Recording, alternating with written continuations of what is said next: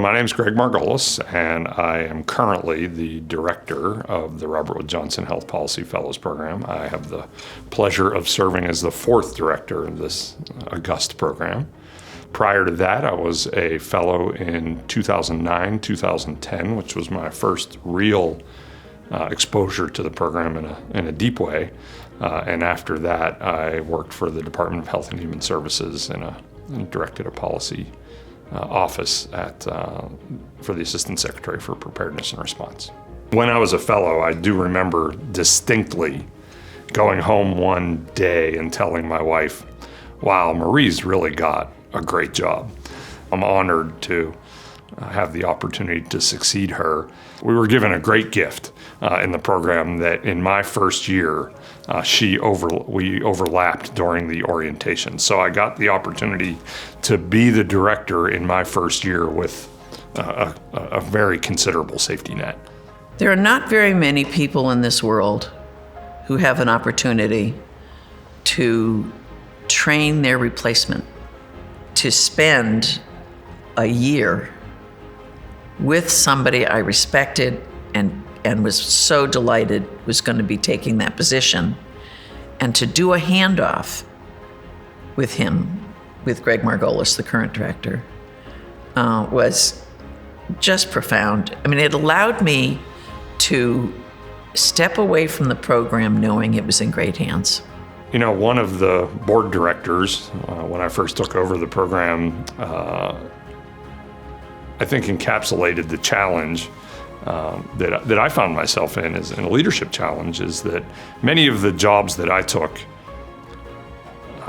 throughout my career needed either to build something or to fix something. This was a new leadership challenge for me because I came into a program that was incredibly well functioning and really operating at the top of its game.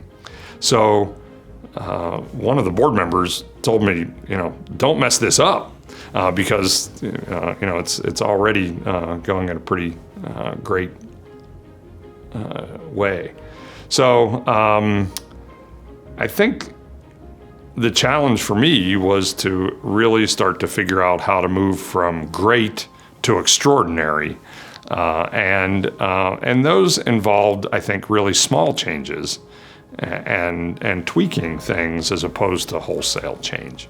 Some of the things that we did was to strengthen the program outreach, to really reach out to communities that had been historically underrepresented.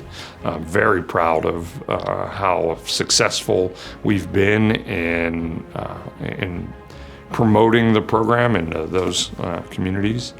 And networking is a giant part of the fellowship experience. First of all, when fellows come in, they get immediately plugged into our extensive alumni network, which represents some extraordinary people that have gone on to do extraordinary things over the 50-year history of the program. So the ability to plug into that is amazing. And I can say that when a fellow reaches out to anyone in our alumni network, our alumni are extraordinarily gracious with their time to help and to give back to the fellowship in a way that only they can. The other thing that we do is a lot of leadership development and help people develop their leadership skills. And we have one of, I think, the most commonly quoted part of the fellowship experience that people really enjoy is our coaching program. We have a panel of extraordinary individuals who are professional coaches in leadership development and many other aspects of career development. And they work with our fellows on a one-on-one basis to help develop those skills. One of the main things we do is set the tone for the program and really work with the fellows in a really intimate and direct way to help them maximize their fellowship experience and to leverage that experience in a way that is going to have a profound impact on their career and the health of the nation. If you'll remember, 2020 was an election year, and all of the fellows going into their placements in that year were told by everybody, oh, nothing ever happens in an election year. And as it turns out, we faced the largest public health challenge in the last 100 years. And our fellows were involved in every bit of response to the COVID emergency.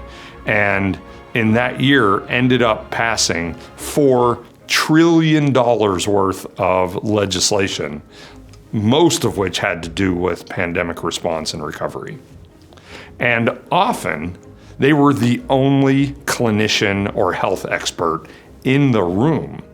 So during these massive economic development and public health response legislation, they were the only people that had the frontline experience to be able to advise our policymakers on the best course of action. I think the first bit of advice that I offer every year in the beginning of the program is to keep an open mind. It is so common that people come into the fellowship experience with some preconceived notion of, in particular, where they want to do their placement. We really spend a large portion of the orientation explaining and making sure that they understand the advantages and disadvantages and pluses and minuses of the various placement opportunities. And more often than not, in that experience of the orientation, they learn that what they thought that they wanted out of a placement ends up not being the right placement for them. So I think one of the biggest pieces of advice is to keep an open mind. It's really important for fellows or potential fellows to keep in mind is to be open to all kinds of experiences when you're in Washington, D.C. This city offers an amazing array of types of things that you get to do only as a fellow or only in Washington, D.C. You know, when I first got this job, Marie told me this is the best job in Washington, D.C., and she's totally right. The opportunity to work with the fellows, to have a role in their professional development and to see the amazing things that they go on to do is really a special role, and one that I think once people get into it, they stay there for a while.